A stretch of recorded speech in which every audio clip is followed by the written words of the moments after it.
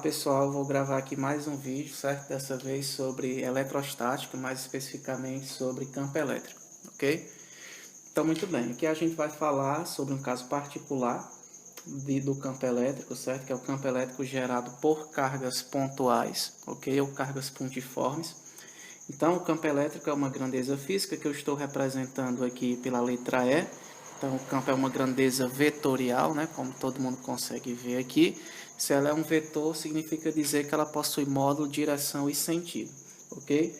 Mas, na aula de hoje, a gente vai se preocupar apenas em analisar o módulo do vetor campo elétrico, ou seja, o tamanho dele, né? A sua intensidade. Certo? Então, primeira coisa, toda carga elétrica, independentemente dela ser positiva ou dela ser negativa, ela gera um campo elétrico ao seu redor, certo?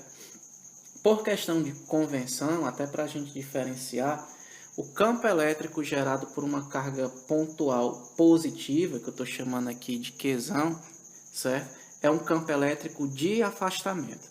Então, essas linhas que vocês conseguem perceber aqui são chamadas de linhas de força do campo elétrico, ok? Então, perceba que carga elétrica positiva gera campo de afastamento. Em cada ponto dessas linhas eu tenho um valor para o meu vetor campo elétrico. Então, é importante destacar que essas linhas de força elas jamais se cruzam, certo? Porque se elas se cruzassem, significaria dizer que você teria dois vetores campo elétrico em um único ponto, certo? Então, essas linhas jamais se cruzam. Outro fato importante é que, quanto mais próximas essas linhas estão, maior é a intensidade do campo elétrico nesse ponto, certo? Quanto mais afastadas, menor a intensidade do campo. Então, carga positiva gera campo de afastamento. Por sua vez, uma carga elétrica negativa, né, também gera um campo, só que esse campo é um campo elétrico de aproximação. Beleza? Então, em cada ponto aqui, eu tenho um valor para o meu vetor campo elétrico.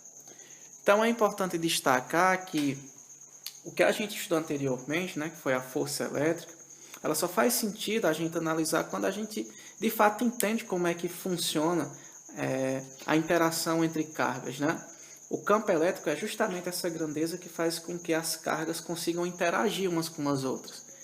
Então, como é que uma carga, por exemplo, positiva, que eu estou chamando aqui de mais Qzinho, essa carga não é a carga que está gerando esse campo. Quem gera esse campo é a carga Qzão. Essa carga Qzinho é uma carga de prova, uma carga que experimenta o campo elétrico que essa Qzão gera. Então, como é que essa carga sabe da existência dela? Ela sabe da existência dela devido ao campo elétrico que essa carga gera ao seu redor. Então, quando eu coloco uma carga de prova aqui positiva ou negativa, né, ela vai ficar sujeita a uma força elétrica, né, que eu estou chamando aqui de Fe. Como essa carga que eu coloquei ela é positiva, positivo com positivo a gente sabe que se repele, então essa carga vai ficar sujeita a uma força com essas características, ok? Se eu colocar, por exemplo, uma carga nesse ponto negativa, menos Qzinho, a gente sabe que positivo com negativo se atrai, significaria dizer que eu teria uma força elétrica com essas características, ok? Entendido aí? Tudo bem? Então, muito bem.